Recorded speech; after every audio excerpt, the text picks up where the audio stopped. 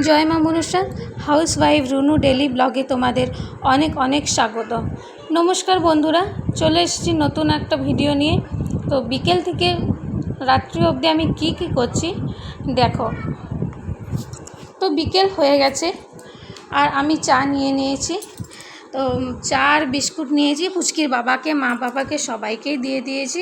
আর আমি দেখো সদ্যই ঘুম থেকে উঠেই চা করে খাচ্ছি।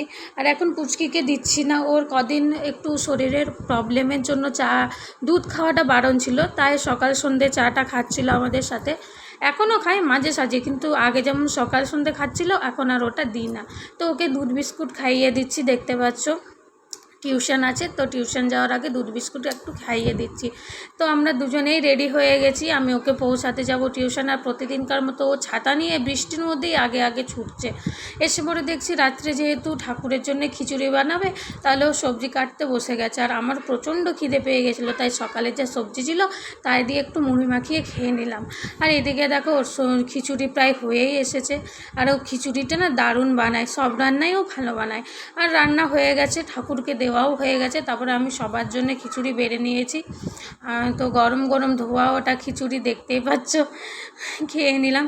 খিচুড়িটা কিন্তু খেতে দুর্দান্ত হয়েছিল।